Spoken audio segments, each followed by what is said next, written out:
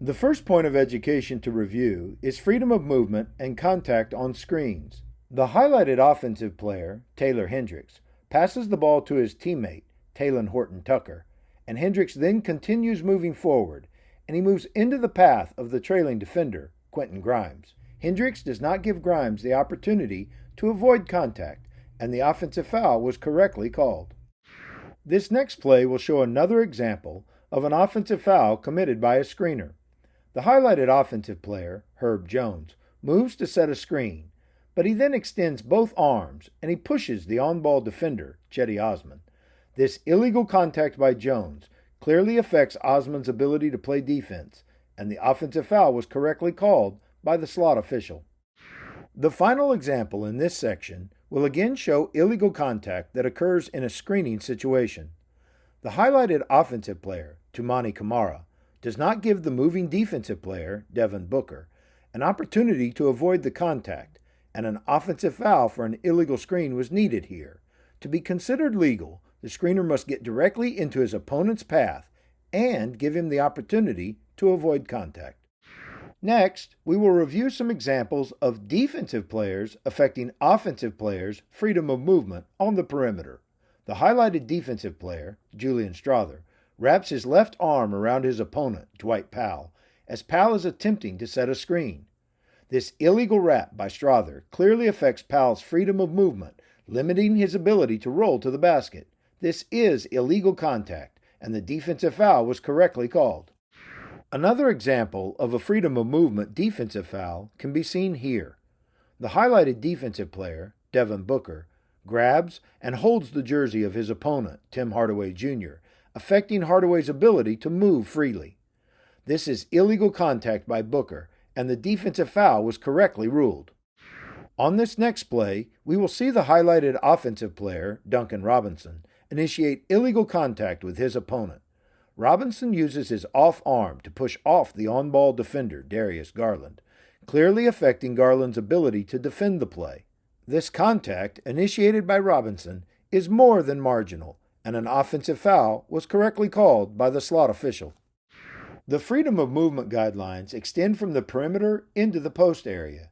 Here, the highlighted defensive player, Keegan Murray, wraps his left arm around the waist of the offensive player, Brandon Ingram, as Ingram looks to receive the entry pass. This illegal wrap by Murray, seen clearly on the replay, was correctly ruled a defensive foul by the lead official. Next, we will look at an example of illegal contact initiated by an offensive player in the post. The highlighted offensive post player, James Wiseman, reaches back with his right arm, and he wraps his arm around the waist of the defensive player, Vince Williams Jr. This is illegal contact by Wiseman, and the offensive foul was correctly called by the lead official. The next point of education to review is traveling, and this first play will show an example of a traveling violation on the perimeter. The offensive player, John Conchar, establishes his right foot as his pivot foot, but he then lifts that right foot prior to releasing the ball on the dribble. A traveling violation was correctly called on this play.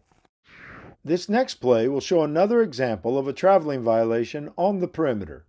The highlighted offensive player, Yuta Watanabe, receives the pass and he establishes his right foot as his pivot foot, but he then lifts that right foot off the floor prior to releasing the ball on the dribble. A traveling violation needed to be called on this play. Our final example in this section shows a traveling violation that occurs on a drive to the basket. The offensive player, Kobe White, gathers the ball and takes 2 legal steps, but he then moves both feet, dragging his left foot while stepping again with his right prior to releasing the ball on the pass. This is a traveling violation, and it was correctly called. Non-basketball moves remain a point of education, and the first type to review is an offensive player abnormally extending part of his body into a defender.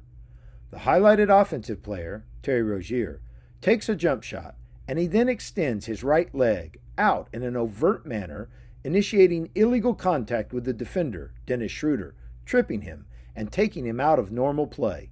As this is clearly more than marginal contact initiated by Rozier, this was correctly ruled an offensive foul. The next play in this section again shows a shooter extending part of his body outside his normal motion to shoot. The offensive player, DeJounte Murray, extends his right leg in an overt manner, but while it is overt, he only makes marginal contact with his defender, Damian Lillard. As this is only marginal contact initiated by Murray and the defender was not taken out of normal play, this is correctly deemed to be a no call and a play-on situation. The next type of non-basketball move to review is a dribbler abruptly veering off his path and moving sideways or backwards into a defender. The highlighted dribbler, Mike Conley, drives toward the paint, but he moves abruptly to his left, initiating illegal contact to the defensive player, Colin Sexton. This contact by Conley is clearly more than marginal, as it affects Sexton's ability to defend the play. This was correctly ruled an offensive foul by the trail official. Similar to the previous play, again we will see a dribbler abruptly veering off his path and moving sideways or backwards into a defender. The highlighted dribbler, Jordan Poole, drives toward the paint, but he moves abruptly to his right, initiating illegal contact to the defensive player, Mikal Bridges. This contact by Poole is more than marginal, as it clearly affects Bridges' ability to defend the play. This was correctly ruled an offensive foul by the lead official. The next type of non-basketball move to review is when an offensive player uses his off arm to initiate illegal contact with his defender. On this play, the dribbler, James Harden, uses his off arm to hook the arm of the defender, Terry Rozier. This illegal contact initiated by Harden, seen clearly on the replay, affects Rozier's ability to defend the play. An offensive foul was correctly called on this play by the slot official. The next type of non-basketball move that we will review is an offensive player launching or leaning into a defender at an abnormal angle or trajectory. The highlighted offensive player, Malcolm Brogdon, shot fakes and he then moves overtly and abruptly forward, and in doing so, he initiates more than marginal contact with the defensive player, Dario Saric. Since this contact, initiated by Brogdon, is clearly more than marginal, it is correctly ruled an offensive foul. The final type of non-basketball move to review is the rip-through, specifically in regards to an offensive player moving the ball upward in a direction away from the basket. Here, the highlighted offensive player, Trae Young, abruptly swings his arm through the left arm of his defender, Malik Beasley, to initiate contact. But since Young moved the ball upward in a direction away from the basket, this was not considered a legitimate shot attempt, but instead it is a non-basketball move, and therefore the ruling on this play was a no call and a play-on situation. Another type of rip-through move can be seen on this next play. The highlighted offensive player, Nikola Jokic, starts his move by ripping through the arm of the defender, Yusuf Nurkic. This was deemed a legitimate basketball play by Jokic, and the contact results in a non-shooting foul called on Nurkic. The replays show that Jokic kept the ball low to the ground as he sought to drive by Nurkic in a basketball manner when the illegal contact occurred. The final example in this section will show a foul that occurs in the act of shooting, and it would not be considered a rip-through move. The highlighted offensive player, Anthony Davis, initiates contact with the extended arm of the defender, Victor Wembanyama, after Davis has started his upward motion to shoot. This is a legitimate basketball move by Davis, as he was facing the basket and he was in his natural upward motion to shoot when the illegal contact occurred.